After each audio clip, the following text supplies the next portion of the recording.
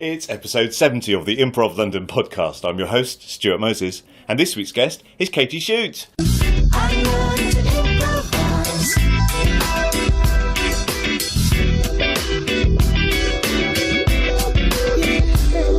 Yay! We have to yay ourselves because no one else is here. Well, yes, and otherwise it just seems a bit weird. Yeah. How are you? I'm good, thanks. I'm all right. Yeah. Here I am asking the tough questions right from the start. And I'm filling in with lots of detail. All right. Yeah, good, thanks. You've written a book. I have. I've written a ruddy book. Look, I brought it with me. Wow. Well, this is actually a proof copy because they're not printed yet. And you are the fourth human to see it, maybe? Wow. Third or fourth. So it's called The Improvisers Way, a long-form workbook. And it's a 12-week book, really. So you go through it like a workbook and you do a week at a time. Obviously, you don't have to. I'm not there. I can't make you do that. No, I like the idea it's really strict. And if you don't do it, you'll be like, into big trouble. We'll be chucked out the improv scene. That's it. You're out. Yeah, totally. Yeah, you can have a look if you want. Thank you very much. So that's our proof. So we're still going through it and checking if we've spelt anything wrong or whatever, seeing the quality and all that stuff. This has got it's got heft. I'm sure it's got quality as well as quantity, but it's got quantity. And I like the fact that it looks like a role-playing book. Cool, good. I'm like, I'm really excited about playing in this science fiction world that is featuring you as the main protagonist. What is improv apart from a really long-winded RPG? Well, yes. Yes, and regular listeners will know that that's very much where I came from. Yeah. And my friend Pete, who was just so good at creating stuff, that I thought, I wish I was that good. Maybe there's some training I can do. And it turned out there is. Do you still do games with Pete? No. You dumped him for improv? Dumped him? No. He also, his wife had a baby, so they're concentrating on that. And so the group kind of fell apart. I really would like to carry on. Because I think there's a lot of things I learned in improv that I could then, bring back into role playing. Yeah. I mean, the way we played was very much narrative rather than the gaming side of thing anyway. So it was a shared universe that we created, and we would switch between running the universe. So I would get to play in the universe with some of the things that I had created and stuff like that, which was loads of fun. So it was your own thing rather than D&D and Pathfinder? Oh, it was Call of Cthulhu. Oh, cool. Awesome. Nice. But, from that, we then, brought in other elements, and, we had a really fun ongoing campaign. Oh, you've tricked me into talking. You asked me some questions, and you tricked me into. I thought this podcast isn't niche enough. Let's get rid of another portion of your audience who doesn't care about role playing games. What's your role playing game of choice? Well, I play sometimes with Mark Rawl. We play D&D, but also we had a Pathfinder game with Paul Foxcroft for a number of years. And then people like Trillian, John Agapu, but there's loads of gamers and improvers, we'll kind of play like Rebound Drive or Arkham Horror or any game that's just come out that's exciting. Yeah. So there's something we're doing in a couple of weeks. I can't remember what it's called, but that sounds fun. That's another RPG. So yes, I do like that side of it as well. I think there's a big crossover in both the content and the sort of person it attracts. Yeah. It's also a bit like maybe an improvathon or something, because you're being one character for a long period of time. Yes. Apart from you don't level up in an improvathon. You just get really tired. Yes. Which is not as good. Right. So looking at this book, where did the inspiration come to write a book? What was the seeds? Well, I'm very bad at goal setting. So when people say things like, "What's your 5-year plan?" I have a little vomit in the corner. Does that happen a lot? Nobody asks me for my 5-year plan. Literally last weekend that happened when I was hanging out with non-improv, non-artist friends. Oh, well, that's maybe a mistake then. What an idiot! What was I playing at? Really? Wow. Yeah, and he was like, "Oh, it sounds like you're doing great things. So what's your 5-year plan?" I was like, "What are you talking about? I don't know."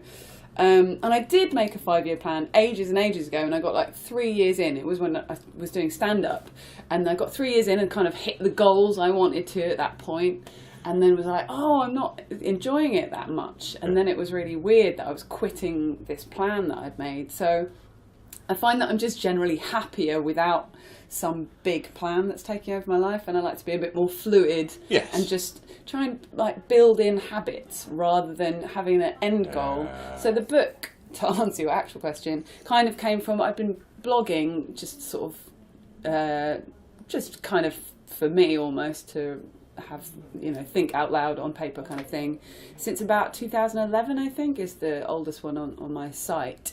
And then maybe a couple of years ago I was like, I'll try and do at least one a month, and then that became a regular habit. Yes. And then last year at the May Days retreat this time of year, which is September, John Creamer, who's in the May Days, he handed me yet another book. I think he's written like 10,000 books. He's just shat out another book, and I was like, oh my god. And you know, it's like 80,000 words, and he's never mentioned it at all, you know, just hands you a book. And I was kind of like, I really should do something with the seed that is those blogs. Like, I think I have things to say now, and I've discovered things through learning and teaching and stuff. So I did make a little goal for myself, which was, all right, this time next year, I want to be here at this festival with a book I've written. Wow. So that was it. Yeah. And then the process was like, I'll write 1,000 words a day. Any day I'm not working before midday, I'll write 1,000 words. Wow. And I decided to write 50,000 words before Christmas, looking at my diary and when I had space. So I did that. And then I didn't really realise, because I've never written a book before, that it then takes 8 months to edit that. Like, oh, all the writing is the rewriting. I see. Yes, writing is rewriting, as they say, yeah. Yeah, so just in time for that festival, like literally we're going to send them there. I have hit that kind of goal, but that's the process. But the kind of reason for other people and not me is that, you know, when I go and teach in other countries, or when I've taught a course for Hoopla or May Days or whatever, there's always a point where you finish and you leave people and they're like, what do I do now? And you know, you can obviously go take another class or try and form a group or see what you're excited about and fill in the gaps and learn with other people and all this kind of stuff. But there's also sometimes people can't do that, or it doesn't fit in, or they want more. Like they're doing a class like once a week, but they want to work stuff up on their own, or they're like, what can I do solo? How do I get better on my own, or whatever? So I'm trying to answer those questions of here's a workbook that you can follow on your own, or with your team if you have one, or with a group of friends that also want to do it. So that, it's like extra homework for nerds. Well, that's the whole thing. Even more improv. Well, that's the whole thing. I love that idea. I love the fact that, I can just do stuff on my own, and I will get better at improv, you know, in my own time. And I think that idea really excites me. Yeah. And the Improvisers Way, that's a little bit reminiscent of another book. Yeah. With a similar title. There's the Nerdist Way and there's the Artist's Way. Oh, I didn't know the Nerdist's Way. I know the Artist's Way, which I'm a huge fan of. Me too. Yeah, it's great. And I did that years ago, the Artist's Way, and found it really useful. Yeah. And you know, people like I just met Ginny Lyons for lunch, and we were just talking about how we love ticking boxes and filling in like little spaces. So we've only done it in paper this time around. I mean, it might go digital later, but. You can't see, listener. Yes. Stuart's looking at pages with little boxes that you can fill in and stuff. Here is a space for you to write out a list of today's boundaries that you have for your own body. He's found the weirdest bit in the book to make it sound super hippie. It doesn't fall open anyway yet. So there's lots of little things like that where it's kind of hands-on and there's a big margin so you can write notes in it and stuff. That's the idea. Yeah. So let's talk about. So it's 12 weeks. Yeah. So, well, we don't necessarily have to do all 12 weeks. That would be spoilers. But what's a flavour of the sort of areas that you're covering? There's lots of different things. All the chapters have like a header, and then there's a few essays in each one. So there's a chapter on character, and there's a character on you, which is like figuring out how you improvise and what you can do to change or enhance the way that you work. and then there's a whole chapter on bad gigs, and I realised that I spent a lot of my time blogging about gigs that had gone horribly wrong.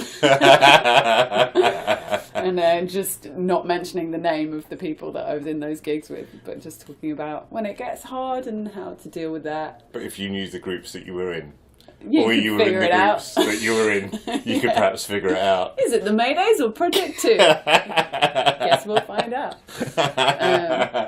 So what is your yeah. advice for bad gigs?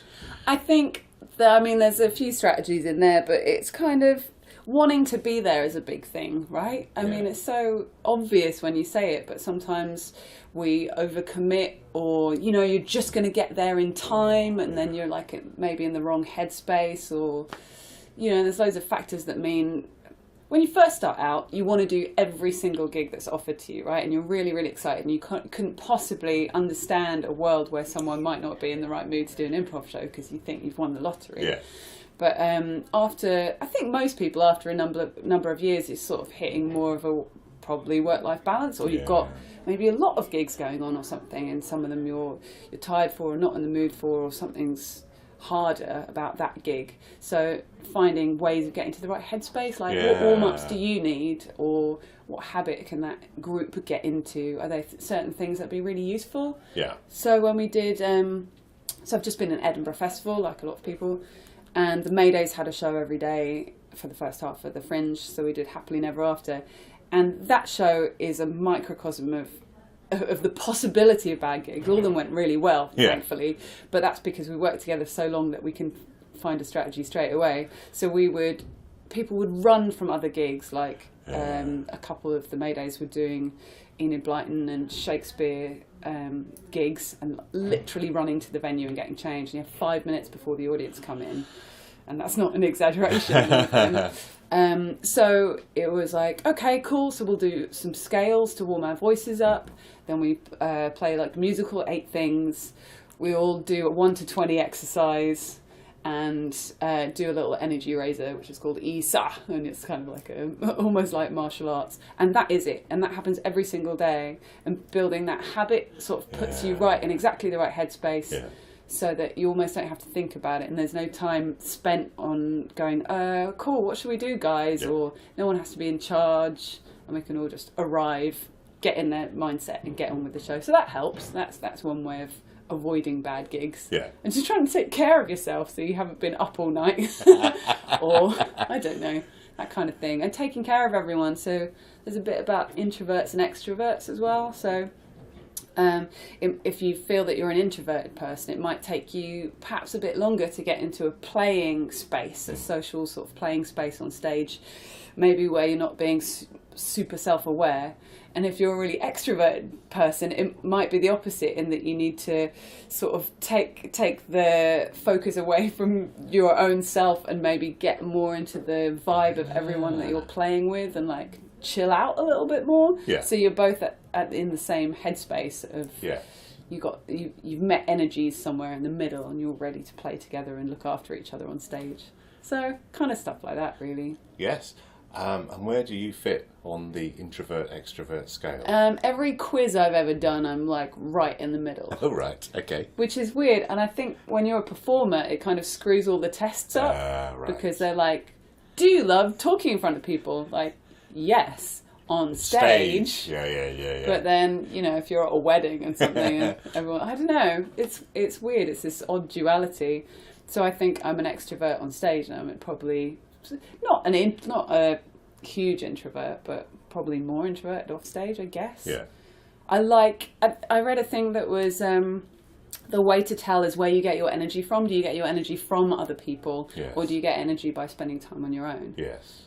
But then if I spend loads of time on my own, I love being on my own, I really do. And most people that write like spending time on their own. Yes. But after a while, I go cabin fever, sort of crazy, and I really need to see people. But then also, if I'm hanging out with loads of people for a period of time, then I'll also feel knackered. So I don't know. Yeah, I think it is a balance. It's a balance, and it's a sliding scale. We're all on the spectrum somewhere, in more than one sense of the spectrum. But it's really interesting what you say about habits and the way in which you can sort of sort of codify things, and then you don't need to use your conscious thought on them because it's just a routine, and that's a really powerful technique, I think. And there might be other gigs where the most important thing you do is break those habits, you know. So nothing is a solid rule in improv, is it? It's whatever's gonna. I thought this was a book of solid maths. rules. Oh no! I thought there were solid rules. What's the point? Do you know what? It's really hard writing it when every time every line I want to write a disclaimer that's like, but this might only be true 10% of the time. I was like, oh well, that's 50,000 words gone once I've taken all of those out, because you can't keep saying this isn't true 100% of the time. Yeah, because I hope that is implicit when someone reads a book by someone, that this is their take on it, this is their interpretation, and there are going to be 100 ways to do it. Cool. So, and I've tried to be sensitive to that as well, because I definitely have favourite areas at improv, but they also change. So like I might be in a really gamey headspace for a few months, or I might be much more slow burn for a while, and sometimes I love short form and sometimes I hate it. So there's that shift and change. So I hope that I've tried to balance all of those things out so that people just use that as a tool to work on their favourite things, but also not to be trapped in the one thing that you find easy.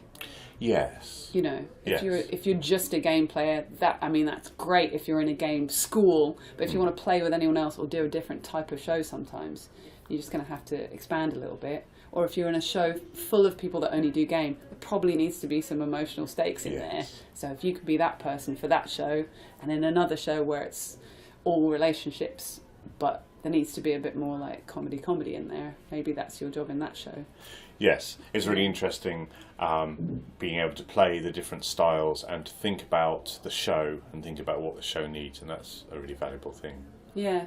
There was Bill Arnett, he's great. He gives good advice about like you should warm up specific to the show you're doing. So it's no good doing generic improv warm-ups for everything. If you're, depending what show, whether it's slow or fast or character driven or it's gaggy or whatever, that's the sort of warm-up you should do to get your brain working in the right way for the show. I like that idea. Yeah, that's cool. Great. Yeah. So which was the easiest chapter to write? Bad gigs. Okay. And which was the hardest chapter to write? Basics. Basics Really? was the hardest one to write. Why? Because I'm like, here is the basic material for improv, but it's so complex. Like you start talking about yes and, which seems like the simplest thing in the world, right? Agree and build. And then you want to go, okay, so but later on, once you've learnt yes and, then you want to be saying yes to the improviser and not necessarily to the character. So if they're like, you've eaten a lot of cake, I don't know, is that an offer to stop eating cake, to eat a lot more cake? I don't know, there's like all these little subtleties that come with experience. Yes. And in the way we teach people, we give them these training wheels that are like, almost to simulate what a good improv scene feels like, but then you want people to be original and surprise you with their comedy, so you've got to take all them away, stop your dad holding the back of the bike, and then the improv's going to be worse for a bit because they don't have that safety. Yes. Or when people stop doing short form, which is built in gags. Yes. Then they're like, oh, long form's really hard. Why doesn't it work? Why isn't it as funny as short form sometimes? And it's like, oh, because you have to create your own game now, and that's harder. Yeah, so basics was hard just because there's subtleties, but there's always listening and agreement, of course. But yeah, it was difficult. It is interesting when you know a lot about a subject and you've got someone that's just starting, and you just want to like tell them everything about that thing, but you can't because it's just going to overwhelm them, and they're going to go, oh, but this is true, but it's also not true, and I don't know what to do. And weirdly, I find that when I'm teaching web design, I'm like, just for now, this is true, okay? Yes, yeah. There are exceptions, but if we start going down the rabbit hole of those exceptions, you're not going to take away what this basic thing is. Yeah, so. Totally. Yeah, it's exactly that. I think it's interesting difference between styles of teaching as well. Some teachers, and it's not something that works for me, but I'm sure it works for some people, of when you do a scene and you get stopped the whole time and coached all the way through something, that really messes me up because I'm like trying to process every single note. Whereas, yeah, I can deal with here is what I want out of this scene, and fuck everything else. Yes. Then I'm like, great, I think I can nail this one thing, or Yes. focus on one thing at a time. Maybe 3 things if I'm feeling super intelligent. But yeah, I like the simplicity of this is the one thing we're learning right now. Yes. So, you know, we're working on character, so screw the object work and don't worry about whatever else. You know, Yes, it's and quite that was useful. that was one thing that I particularly struck home with me on your blog, was the giving of notes and the giving of the most helpful note rather than every single note that you can give. Yeah. I reckon students would just give up if they could hear the inner monologue of your improv teacher. You're teaching like 101 and you're going, oh man, oh, here's 100,000 notes. What would be useful right now? Maybe just agree with the reality. Yay! Awesome. I mean, there is something in, I don't know, if at the beginning of a class, if the student could give a rating between 1 and 10 for the amount of notes, depending on how strong they're feeling, and then it would be immensely complicated to work through. But you know, you could then give them, you know, all the notes or none of the notes, and then you could change the thing. No, I quite like this. Do you know, I was mentioning Bill a minute ago, and he does another cool thing, which is he gets everyone stand in a circle with their back to him, and then he says, put up between 1 and 5 fingers behind your back for how much warming up you want to do, which is great. And I'll do that when I coach groups now, because some people say it's not your job and it's just something you do for fun, and you just want to get away from your 9 to 5 and have a lovely time with your mates. You might want 5 out of 5 warm-ups, which is all night, just want to play stupid games for no reason because it's fun and it's ace. Or you might have someone who improvises maybe all the time. They're already warmed up. They've come from another place where they're doing improv, and they might put one finger up, and you're like, great. So we just play 8 things, and then we get on with scene work or long form. So I found that's a good way of that is kind of your 1 to 10 thing in a way, but for warm ups rather than notes. Now that's a really nice system. Yeah. Yeah. And I think when you work with the same coach quite a lot, you can deal with more notes, right? Because some of them are just reminders, like, remember we talked about this before? Oh, yes, I'll put that in play as well. Yeah. I can't cope with many at one time. It takes me... so my friend Fred has just come back from I.O., so it's interesting hearing his view on it, because it's like ages ago now, like 9 years ago that I was there. So it's cool having a mate having gone through this 5-week full-time experience, and I remember being completely broken at week 3, which I think is an experience a lot of people have there, where you hear so many things and so many contradictory things that it's really overwhelming. But I don't know, just that whole thing of it takes a long time to process a note. So I know that my improv was terrible for at least 6 months right after I.O. because it was too much to process. So I think my brain was like doing one thing at a time on its own time, like subconsciously. And some things will kind of, you won't know what they mean at the time, and maybe a couple of years later you'll go, oh, now I know what that person was on about who was coaching me. Now it makes sense. Now I have enough foundational groundwork to understand that, or maybe you notice your own pattern come up enough times that you're like, oh, that's what you mean, I keep doing that. It is weird how sometimes it's only a long time afterwards where it all sort of falls into place, and that does make sense. Totally. Let's choose another section of the book to talk about. What would you like to talk about? Whatever you want. What is exciting to you? Stuart's there with the whole contents page in front of him. Oh, before we go any further, I just want to tell you that one of your exercises, which probably isn't in the book, it might be in the book, it's one of my favourite exercises ever, and I haven't told you this. I bet it's not mine. Anyway. Oh, right. No, that's really... Yes, no, you're probably right. Yes, that's the thing, isn't it? Oh, this is a Katy Schutte exercise. And it's like, well, yes, we learnt it from Katy, but it may not... Oh, well, yeah. It was when we were doing the musical Improv. Oh, yeah. And when we were choosing a film to enact, and then we chose 3 key scenes from the film, and then we got to sing about the emotional situation in the scene, and we didn't deal with any plot because we'd done that by talking about that, and then we led into the song.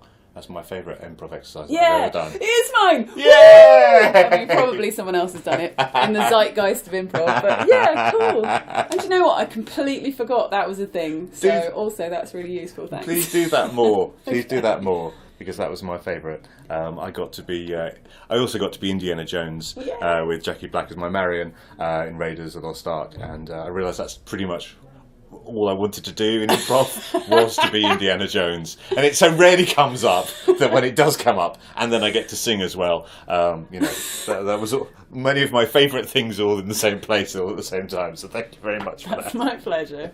Yeah, it's because we were doing like a narrative musical improv course or something, right? Yeah. And I don't think I've taught that since, because again, it's a super niche thing, right? Yes. It's like, I want to do improv, but also musical improv, but also narrative musical improv, and most of the people in the room are nerdy enough to be into particular films.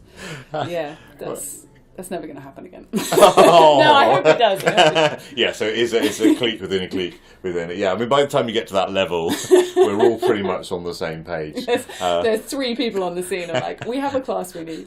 Yeah. Although it was hilarious because there were some people that didn't know the film that they were doing. Yeah. I think one of the ones was Dirty Dancing. Oh, yeah. And I hadn't seen Dirty Dancing at that stage, and there was a lot of stuff about melons, watermelons that I was just... Anyway. Do you know what? I think that's pretty cool when one person on stage knows the reference and the other one or two or whatever don't. I think that makes for the best improv. And I quite like that with Project 2. Like, even though we're all into sci-fi, it would be often that Chris was into one corner of sci-fi. Like, I watched Doctor Who a bit, but I'm not a nerd about it. I kind of stopped halfway through the Capaldi first series and stuff. So if Chris wants to do loads of references or work around a particular thing that he knows about, he can't go too deep because me and or John won't know that, and we can't get on the same nerd level of him. But that's good, because not everyone in the audience is going to nerd out about exactly the same niche either, so it sort of normalises it for people. It's a conversation that's very relevant to me. Bryn, Yes. Bryn and I regularly have this conversation with Dr. Tuprov, and it's sort of become a running joke that I'm going, but I want to mention Robert Holmes, as I'm sure you're aware, as director during the Tom Baker era, and Bryn's going, nobody knows that, and it doesn't make sense, and I'm going, I know, but I still want to do it. So the way I get around about doing it now is I will throw in references and maybe quotes that if you know it, it's a bonus, and if you don't, it's just a thing I've said. Yeah, like you could name a character, after a director or an actor or anything obscure that you want, right? And that wouldn't be any different than just making up a name for someone, but some nerd in the room's going to be like, yes, this is awesome. Adric's come back. Yeah. So this must be set before Full Circle. Anyway. Chris played him in an improvathon once. That's pretty cool. Bryn often casts me as Sarah Jane Smith. Oh, cool. Great character, so I'm more than happy to continue playing her. So if Doctor Who is Chris's area of sci-fi, what's your area of sci-fi? I mean, literally in real life, it's Red Dwarf is my most nerdy sci-fi thing, I think, which is weird because it's a comedy spoof of sci-fi. But the first 5 series are all in full in my head, But then I also, Ghostbusters is also right up there. Obviously, I've made a musical of Ghostbusters years ago. So I'm a huge nerd about that. But I love Alien, I love Blade Runner, I like that kind of classic stuff. I also like quite weird 70s, strange, Such as? Improv. Like Dark Star, stuff like that. I watched, is it Event Horizon for the first time the other day, and I was like, oh, this is so cool. It's like this weird horror sci-fi space adventure that's a bit like on the border of hell. It's really cool. I can't watch anything to do with black holes since watching The Black Hole. Oh yeah. The Disney film, which I think it should have been a clue, but except it wasn't a clue because. Well, I don't want to spoil what happens in the black hole, but it doesn't end well. I mean, broadly, there's some redemption at the end. Oh, anyway. And I'm just like, I can't watch anything to do with black holes now. I saw it at a vulnerable age. Yeah. So. I think I also there's something about things turning into weird viral outbreaks and stuff that comes up a lot in Project 2, or like zombies, or there's a big crossover with horror, I think, in our sci-fi blend, or mine, because I'm a catastrophist, so I always expect like really awful stuff to happen all the time, so that shows up in our improv. There's a lot of death in our show. Right, yeah. Yeah, so that's quite fun. You're a catastrophist? Yeah, I think so. What does that mean? Like, I just, expect the worst.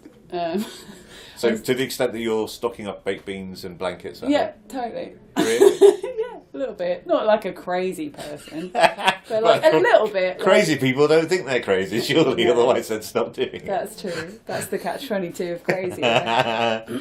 But yeah, in my solo show, I talk a little bit about being a catastrophist, and but then you kind of make yourself think, well, it's common sense, and also, just watching I watch in equal measure survival films and horror films. Right. So I feel like they balance out. Like, well, that's definitely going to happen, but it's all right because I'm prepared. But then I live right in Clapham Park, so if it was a zombie apocalypse, I am dead. Like there's such a high population where I live. I'm dead. I'm so dead. Anyone in London is pretty much screwed, I think. Right. Okay. Bear that in mind. Yeah, happy days. Go live in Brighton. Yeah. There's lots of good improv going on in Brighton, and it'd be by the sea. I don't know if you'd survive for much longer, but at least it would be nice. Get on a boat. Get on a boat. With no infected or bitten people. Can't zombies swim now? The ones that just walk along the bottom of the sea. I'm thinking about, is it Fear the Waking Dead? Aren't they on a boat? I've not seen it. Oh man. Are they on a boat? Seen that one. No, I've not seen that. Oh, I think no. swimming. I mean, the idea of the dead just walking around the bottom of the ocean is freaky enough. Can I just? How does? It's just digesting that. Yeah, it's not really relevant, but This is all the conversations I have start with improv and end up on death. That's typical. So, you mentioned your solo show. Yeah, I just did one in Edinburgh. It was nice actually to write something kind of from scratch at the beginning of the year. Yeah, It was called Shoot the Unromantic, because I am. And I did it last night, which is a nice kind of culmination of that show to bring it back. So I was doing previews before Edinburgh, did only half the Fringe, so 12 shows I think, and then came back and did one yesterday. And I have one more, which is coming up, I think it's the 14th of October at Clapham Omnibus if you're in London. It's about, me basically hating big romantic gestures and finding them really uncomfortable and weird. Even if that's a lovely thing for someone to have done, I don't like it. That's interesting. So it's kind of exploring what romance is and what it means to different people, and why it can be cringy, why some people love getting flowers and other people it's awful. Why don't you like getting big romantic gestures? Well, there's a whole hour about that. Yeah, no, you're right. Okay, fair enough. That's a good point. Yeah, I think it's something about you having to give something back that's a reaction that's as big as the thing that someone's done for you, and just feels really, I don't know, it just feels really awkward and strange. Interesting. Yeah, maybe something about being the centre of attention. Like we were talking about introverts and extroverts earlier. There's something about, no, I just want to kind of hang out with you, not that you're doing a show for me and I have to respond to it in some way. Can we just chill? Yeah, don't know. But there's specific moments in my life that I talk about in the show that have been that. Yeah. And trying to get the audience to empathise or understand my side of it without coming across as someone who's really mean or evil, who hates people that are doing nice things. Like I say, it's often something really lovely that someone's doing because they care about you. Yes. But they have to know you well enough to pitch that right. Yes. That's the thing. It's hard. I think that's a good message. That's a good message, all listeners of the Improv London podcast. These gestures are fine, but make sure you know the person and how they're going to react. Yeah, generic poetry reading is probably good for some people and awful for others. Yeah. I mean, if someone were to read me Eliot's Wasteland or the Four Quartets, then I would probably appreciate that. But, I'll put it out there now. People are just going to do that. We're walking down the street, that's going to be reading. That'd be great. Yes. Modernist poetry to me. Yeah, fair enough, bring it on. That's what I say. I've totally forgotten the question. The thing I was going to say there. He's been overwhelmed by the wasteland. Yes. So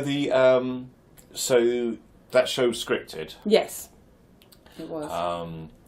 And I had a year, in a way, effectively, of going, all I do is improv.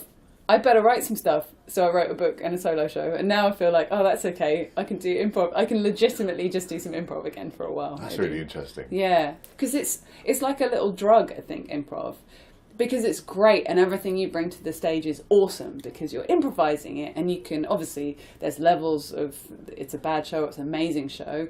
But as soon as the show is done, you can work on the craft, but you can't work on the show in the same way as you can with the scripted thing, right? You can't go in and edit. You can strategize of, we need to rehearse in this way or get better at this bit. But still the show itself is always new, right? Yeah. So there's something really satisfying about going back into a scripted show and going, oh, this moment works every single night. This moment works 50% of the time. What do I need to do to this 50-50 bit to make it always land, always get a laugh or whatever the thing you're going for is. So that's a really interesting, different tack that I'm enjoying. But then all the improv stuff is, of course, so useful even when you're doing a scripted show. Because that's, for me anyway, because it's a solo show, it's a discovery of every night you do the show, it gets better because you're, consciously or subconsciously rewriting all the time, even if it's just a little turn of phrase. And I know it's interesting, occasionally if I bumble a line, I won't get the laugh for the punchline, or if I leave a word out or put something in a slightly different order by accident, or it's not written well enough, I'll lose that joke. And it's like, right, I know what made this work now, because if I do that in a wrong order, like I left 2 gags out last night that I really like because I'm a bit rusty. It's been like 3 weeks and I was like, oh, that's 2 laughs I could have had. No! So it's interesting, but I like that. It becomes a nice perfectionist thing of by the end of Edinburgh, the last show I did in Edinburgh I was really happy with because it felt like pretty much all of those things landed. There were still things I was like, that worked better yesterday or whatever. So it's nice doing a run. And the same with improv, actually, like doing the Maydays every day. The standard does go up, of course, because your group mind with those people is, in play, like right now. And often you're living with the people you're doing shows with in Edinburgh or European festivals or whatever. So the Maydays European festivals or Project 2, I think they're always pretty much great shows, like on our scale of what's good. So hitting a really nice one because you've been sleeping in the same room with those people for like 4 days and eating food with them and hanging out with them. So so it does work with improv too, but it is nice to perfect something that you know what the content is for once. It's pretty exciting. And what's the process for perfecting those moments? Are you videoing it? Are you audio recording it? Are you just remembering what went wrong or what went well? That's a great question, Stuart. So actually I've made a few solo shows, and last time I had a bunch of different directors that would feed back on the process of making it, like right from nothing up to making the show. So I devised it last time. This time I sat down and I wrote a show and then I rehearsed it on my own.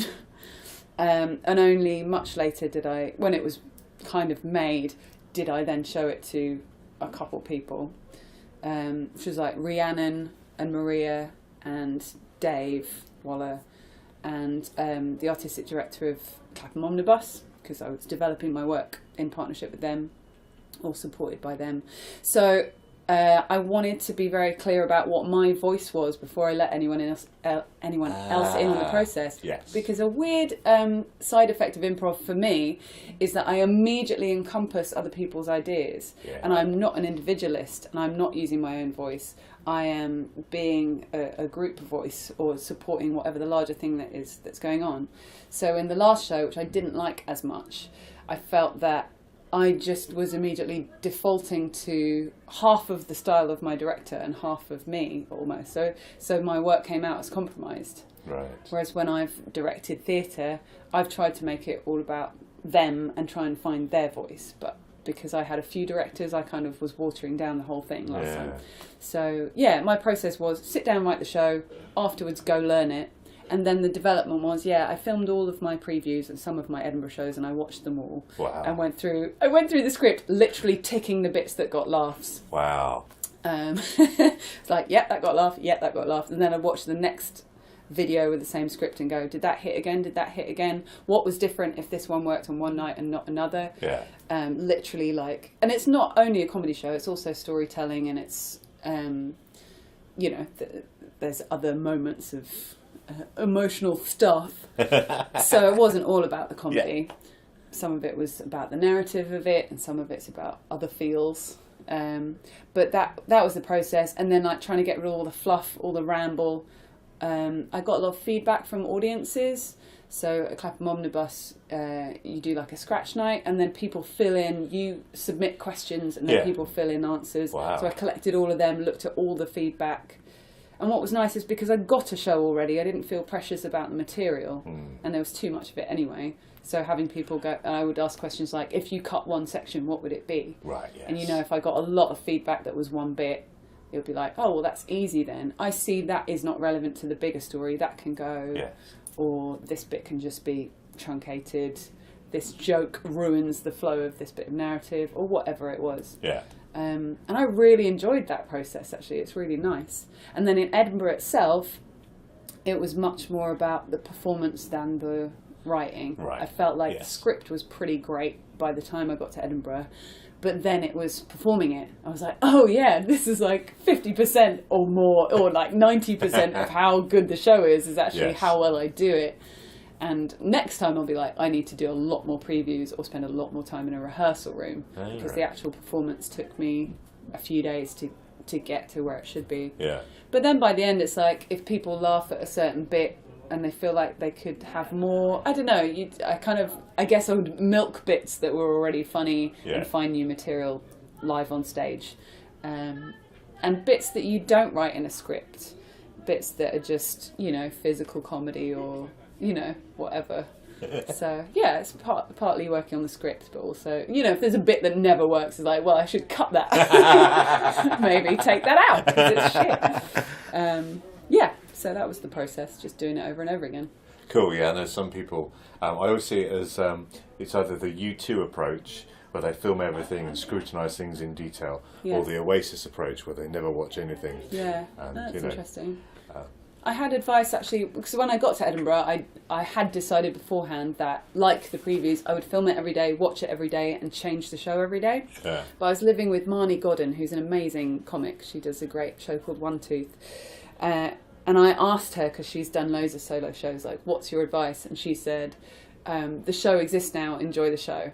Don't go around fiddling with it every day. And I was like, oh, okay, cool. Yeah. So actually I kind of took her advice, and although I filmed a lot of the Edinburgh ones, I didn't watch them while I was up there. Yeah. Maybe once or twice I did, because I was like, oh, why didn't that bit work? So, or that was funny yesterday, I'll just watch it being funny again. It's so bad. So that was great, actually, that there's a point where you're editing and there's a point where you're performing it, and maybe they shouldn't cross over too much, because you'll get up in your head and then you'll ruin the delivery. I think is the idea behind that. Yeah. Cool. Let's choose another section in your book. Yeah! Now it's like a radio show where we have a specific bit every time. Should have a jingle. Recovering. So that's after I've written about bad gigs. It's like, oh, well, here are nice things you can do to look after yourself, really, and not be super critical, which is just kind of like what I was saying about Marnie's advice. Particularly if you do a lot of improv, which isn't everyone, obviously, but I think after people do that first bit of it being a hobby, and then either if it's just a hobby that is all you do in your spare time, or whether it's something you start pursuing as a career, or something you just spend more hours on, then you can take it too seriously. And then that sort of defeats the point of being an improviser. If you're like, everything must be great, and I must execute everything well, rather than, I do this because it's fun. So there's a bit about that. And there's just self-care of, learning how to take compliments and not just only listen to criticism and keep working on yourself. I realised recently, I was just talking to Ginny Lyons, that kind of unconsciously, but now consciously, I go through periods where I'm like taking in, and periods where I'm processing. So, you know, like earlier I said, sometimes it takes 6 months for a note to go in. So now I'll go through like maybe 6 months of doing all the classes I can take with like visiting improvisers and people that I think are cool, or working with a new group or whatever, like taking as much in as I can. And then I'll spend a period where instead of keep learning stuff all the time, I'll just not read anything, not take any classes, and just let all that stuff sink in and become like what is useful to me in my work gets processed so that I'm good, I'm done, it feels solid, I feel confident, and I know who I am and how I improvise. And then I'll go mess it all up again with loads of new classes. That's really interesting. So while I was writing that book, as soon as I decided to write it, I stopped reading anything about improv, because I was partly just don't want to plagiarise anyone else's book, you know. But also I didn't take any classes or anything. I was just like, this is a period where I'm giving out stuff. And now, this autumn, I'm working with John Bolden in the Slapdash Week, with Armando Diaz, and also with Will Hines, and like a bunch of visiting improvisers. So that'll be like intake time. I'll learn new stuff, shake up my improv again. Yeah, so that's really interesting. I've not thought about having a phase of when you're taking all the information in and then having a phase to process it. Yeah. That's really it seems to be a really nice sort of rhythm to that. It gets addictive as well, taking classes, right? And sometimes we think the only way to improve is like keep learning. But yeah, active learning with different teachers does mess with your head, and you're continually trying to change tack and sometimes, but you have to be an individual improviser as well as learning all that stuff. So you have to find what your favourite things are, what your superpower is, what you do amazingly. And yes, and I think that's really interesting. And sometimes I've seen new groups, that they may not have all the technical skills, but there's something there, and they have their own identity, and they've maybe taken a few Hooper classes or something like that. They have their own identity, and then they get coached, and then it's like, oh, but now you're doing that person's thing, because I know that person's thing, which is brilliant, but it's that person's thing, and it's not your own thing anymore. Yeah, and it's a really hard balance, I think, for groups. I think that's partly why I love Giggle Loop and the RH Experience. Yeah. Because I've watched them both for years now, and both of those teams like retain their own personalities so beautifully. Yes. And they, you know, like all of us, they continually get more and more amazing improv. But still, there's those people, and you come for that vibe, and no one else can have that. They have personality, which is great. Whereas, like you say, maybe a generic coach team in one style becomes, meh. And the interesting thing is, most of the groups I really love, like Do Not Adjust Your Stage as well, they're all just mates. Yeah. They're groups that have known each other for years and years. They've formed because they just have always hung out and discovered or discovered improv together. You can't fake that. No. It's very cool.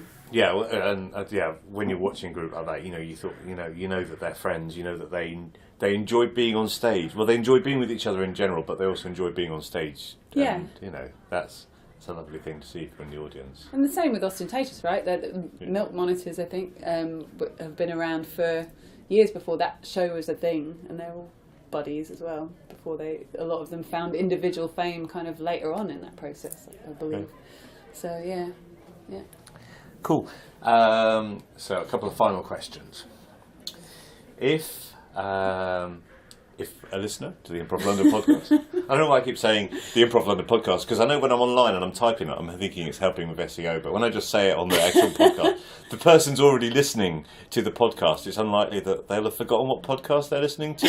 Anyway. I'm a conspiracy theorist, so I figure my iPhone and your iPhone are both recording you saying that. Really? And then putting it out into the world. That's brilliant. All our advertising will be that. Yeah. So maybe it's good in some awful conspiracy way. Well, I mean, I kind of like that idea that it's backed up, so if this recorder doesn't work, at least the FBI have got the mythical episode 70 that no one else can hear.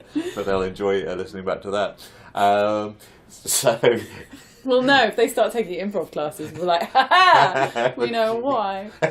well, how would we know that they'd got the podcast through nefarious means rather than just going on the internet and listening to it? I thought you were going to say, how do we know they're MI5? I was like, oh yeah, they're wearing MI5 t-shirts to class. But yeah, both of those things were a problem. We'll never know. Well, it's interesting if the Secret Service decides to infiltrate the improv scene. I'm slightly thinking they've probably got higher priorities. I mean, you know, what are they going to do? What would be the end game? What would be, from their point of view, the best outcome of this? I mean, they'll have a lot of agile leadership in their company, I guess. They'll have a yes and attitude to tackling terrorism. Well, that's good that we're building on other people's ideas. I mean, obviously, as improvisers, we think improvisation will solve everything and make everything better. But yeah. MI5 doesn't know how to yes and, guys. They're bad listeners. Whoa. You're not afraid to dish it out. Let's hope they're not listening. So if someone were to be on stage with you, what could they do to delight you? What could they bring to a scene that would... I would say it would depend on the day and what mood I was in. Maybe that's obvious. So I guess I like being endowed and I like other people to initiate. I think because I do those things a lot. Right. So that... so that I get that reflected back at me is cool. I realise a kind of default is that I will, like, run the show. So if someone else steps up and does that, I immediately relax and go, cool, we both got this. Yeah. Rather than like, cool, I'll just look after you. I'll make sure everything's fine. You know, Yeah. That's if it's someone I don't know. If it's someone I do know, I mean, they can do whatever they want. I just want them to have a nice time. If it's someone I trust or play with already, that's pretty great. I like physical stuff. As soon as someone's creating a fun environment or a reason for us to move and mess about, then that's cool. Yes. Yeah, I love environment and moving things. Yes. That's great. And also, I don't think I choose to make myself big characters that much. So when people do that to me, like make me be some big character, then that's really fun because I forget to do it myself. So there's like 100 things to it. Pick any one you want. Brilliant. That's good to have a selection to choose from. And when you are working with people with whom you work a lot, do you seek to delight them or to mess with them? Both. It's the simple answer. Yeah, definitely both. I think when you know people well, you know what both those things are. You know that how to push people out of their comfort zone in a good way, but you also know what their boundaries are, right? So you can go right up to them. There's a nice thing Craig Kukowski said, which was when you play with people you trust, there's no such thing as a pimp. There are only gifts. Right. Yes. So yes. You know, I kind of believe that. I don't think Chris, for example, could do anything where I was like, "Whoa, buddy, I'm really uncomfortable with this." You know, I think he can do what the hell he wants and it would be fine. And in the Maydays, I think it depends on the team at the time and what's going on and what kind of show it is. So if it's a show where everyone's super comfortable with that format and everything, I think we all definitely mess with each other quite a lot and it becomes a little bit more meta. So, yeah, I think a bit of both. Cool, Yeah. cool. And what would you say was your signature move? What is it you do? And do you prefer classic Katy or classic Schutte?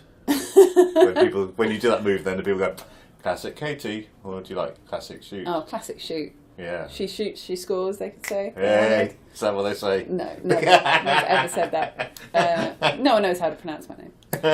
You, apart from you did it well. I always try and avoid surname-based humour. I just feel that having, the surname Moses at a Roman Catholic school, I feel that, I've explored that area. And I'm just going to, anyway. I don't know, I feel like it's affectionate to call people by their surname. Yeah, oh yes. Yeah, no, that's fine, yes. Yeah, if I'm like, you right, Moses? Yeah, we'll that'd be probably all right. feel That'd like be, we're good friends. I'd be comfortable with that. Yeah. Okay, cool. That's going to happen now. The T.S. Eliot reading poetry bands. You go, all right, Moses, and then April is the cruelest month. What did you ask me? You asked Signature me. move. I was giving you time to think there. I was You feeling were, and I was just like listening. excited about Moses. I mean, probably I'll end up going on about time travel. That's probably what would happen. Or what else do I do? Time travel's good. Yeah. I don't know what my signature move is. It's probably making something horrifically complicated and science fiction-y. Probably. Or bringing up dinosaurs. Or robots. Brilliant. No, I think time travel, dinosaurs and robots. What more can you want? Right. All right. If there's an improv team called that, I will watch all of your shows. Cool. So, how can people buy your book?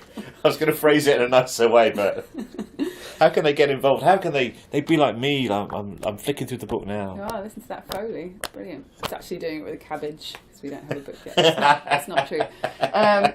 So I've got an Indiegogo at the moment. So if you go to Indiegogo, and frankly, if you type improv, there are 3 things that come up. One's my book, which is called The Improvisers Way, a long-form workbook. Or you'll get Ryan Miller's Take It Easy book. You should also buy that. Or you'll get the, I can't remember what the festival's called, but there's a Cape Town Improv Festival called Mama something. So they're the 3 improv things you'll find on Indiegogo. Pay for all of them, but mainly pay for my book. It's 15 quid, but it's fat, isn't it? Yeah, it's like a big fat there is. There's a lot of 10 by 8 book. Yeah, no, there's a lot. 10 by 8 There's a lot inches. of there's a lot of good stuff in here. So yeah, that'd be great. But there's a deadline because we're printing it on the 14th, so you have to go and order it by the 13th. Otherwise, I don't know, you'll have to wait forever to get one. And I'm going to be at a bunch of festivals over the next year, so if you don't want to pay postage, you can just buy a collect copy and then go to one of those festivals and I will bring it to you. So I'll be in the May Days retreat in September and March. I'll be in Amsterdam in January. Berlin now in March. I'll be at Camp Improv Utopia in May. And I'm sure there'll be lots of others. So there you go. Go to Indiegogo. Hey! I do a thumbs up, which you can't see, but it's still fun. Brilliant. Thank you very much. Thank you, Moses. Cheers. I made this. That's improv!